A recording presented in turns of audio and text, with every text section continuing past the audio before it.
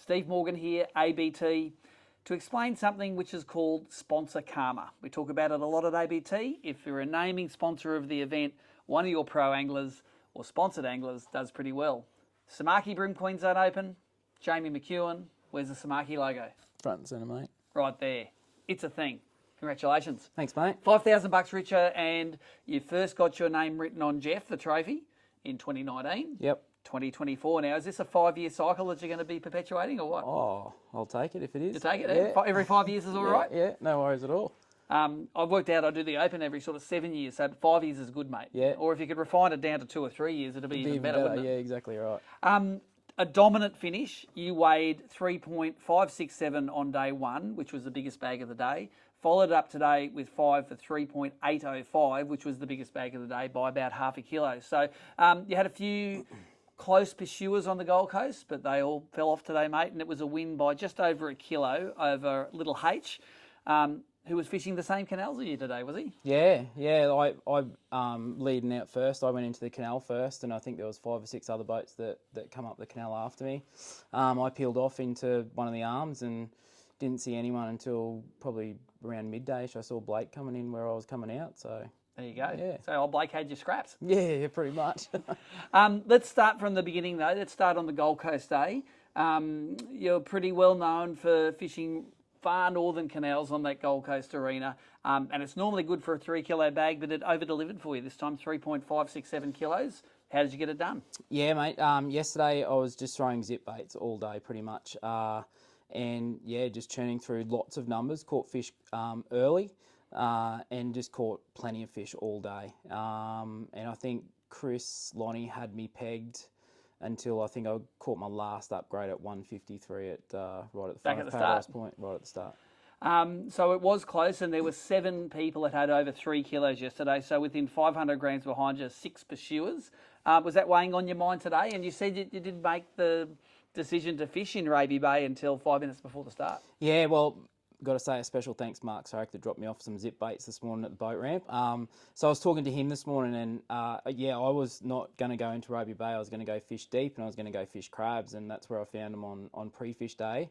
But the westerly wind was puffing a bit this morning, and I thought, I wouldn't be able to set up proper on the spot because it'd be pushing the back of the boat into where I want to be casting. It's hard to sort of fish over the 21-foot boat. So I was next to Nicole at the start, and I actually was going to go to Amity, stood up, looked over the top of the rock wall and saw the wind and the bit of white cap starting to happen. And I thought, I'll just go into Raby Bay.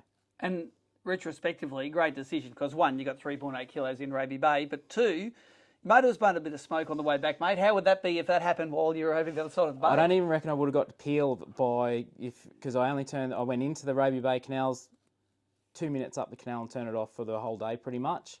Started at once to come out the last 100 metres where I saw Blake coming in, and that was it. And then started again to come home, and lucky we were just down the end a bit there because got out of the 6 knot zone and give it a bit, and she made a bit of a funny noise. Made a bit of a funny noise and lots of smoke come out. So I know where the $5 grand is going to probably go. So that's it, $5 grand first place, and straight into your mechanic's hand, eh? So exactly. There's a down payment. Exactly. It's about the trophy anyway. So that's it.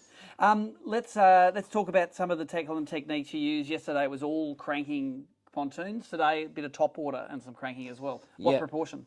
I reckon I got my bag really early, so it's hard to sort of think back, but I think I got 2 or 3 out of the bag on bent minnows, and the rest came on the zip bait. But as the sun come up, the bent minnow bite definitely slowed. But I caught a lot of fish on the zip bait today. Like I had Jacob Kelly as my observer, and I reckon I probably threw back a bag of 29 to 31s that weren't upgrading anything. A 3 kilo bag went back as well. Yeah. Take us through your techniques.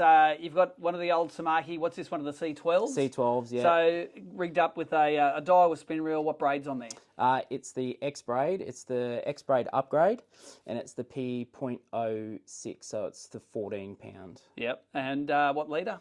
It's 6 pound leader. Yep.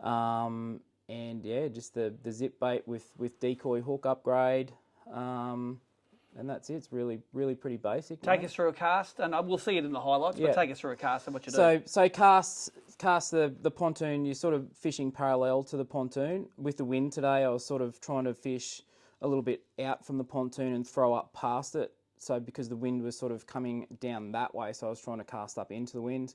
So kept the lure parallel to the pontoon. It's pretty hard to fish those pontoons. It's different actually to the Gold Coast because there's lots of big chunks of cungy underneath them. Yep. So it had to work it really slow so the lure didn't come up and get hooked up on the cungy. Yeah, so really slow, but that's what they wanted. Like there was a number of times where the fish would come out, look at the lure, and I'd just pause it, and they'd come and eat it as soon as you sort of slow it Often down.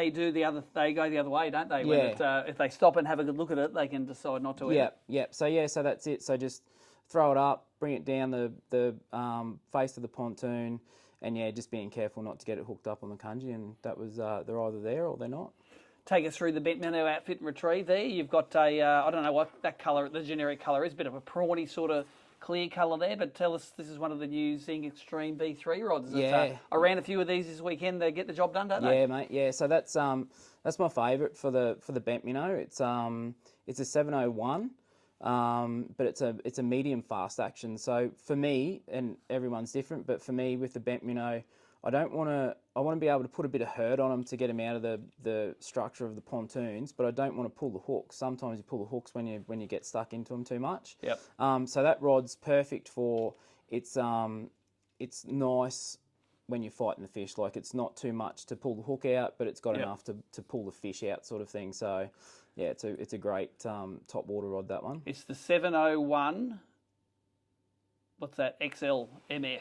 Medium fast taper. So so it's not fully fast taper. It's got a bit of bend in it there. Yeah. And Josh was saying on our live show you were on the other night around that under $250. Yeah. So they're an affordable rod that can win Queensland Opens. 100%. Take us through a bent minnow retrieve. How do you like fishing them? Yeah. Okay. So in that canal in particular, Raby Bay canals, the one I won in 2019.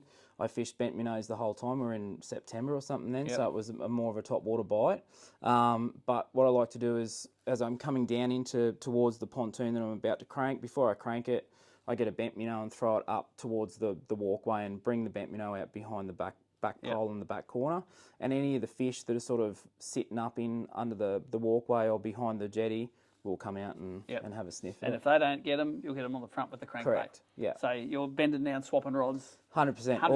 All the times. Yeah. Lance said yesterday, it's like, geez, mate, you need to inspect a gadget arm, sort of thing. So yeah, it's like cast one, turn around, pick up the other one, cast the other one. But it's just going through the pontoon sort of and working it over. Like I think for me, fishing the plastics in there is a bit slow.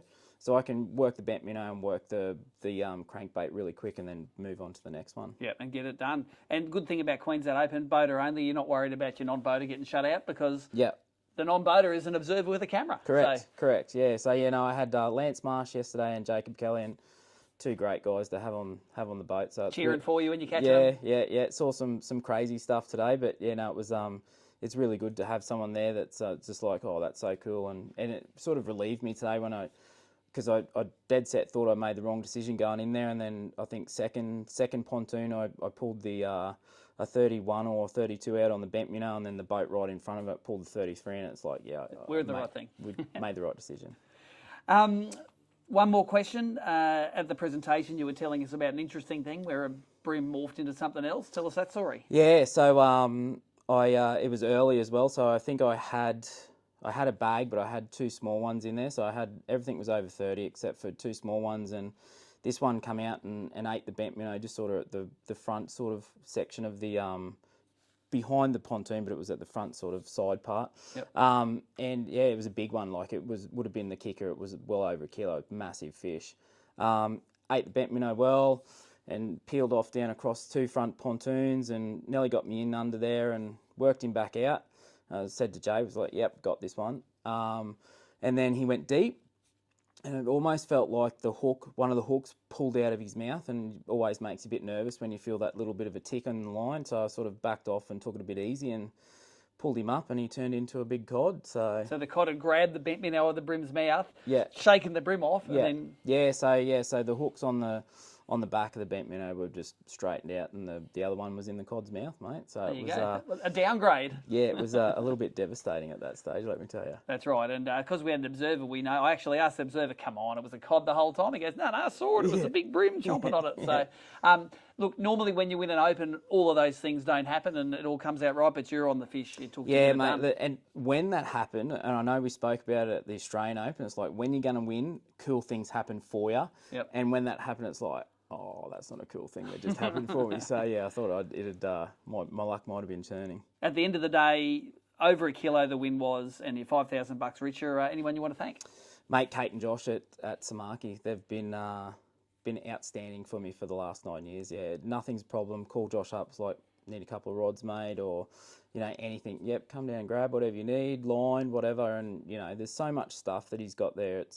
He's got you covered from whiting fishing through to your offshore blue water stuff. So. And he's really getting into that brim side of things. That live show was dropping his little sort of stick minnow. He was dropping his little crankbait. You'll be able to use a Samaki for nearly everything in the next couple of years. So good on you, Josh, for giving it a go. There's more to life than Flathead and Barra, isn't there? Yeah. Barra's pretty cool, but no, it is good to see. He's really targeting the brim and bass this next sort of 12 months. So he's got some real cool stuff coming out. So there you go. The winner of the Samaki BREAM Queensland Open, Samaki sponsor Jamie Mckeown, $5,000 richer.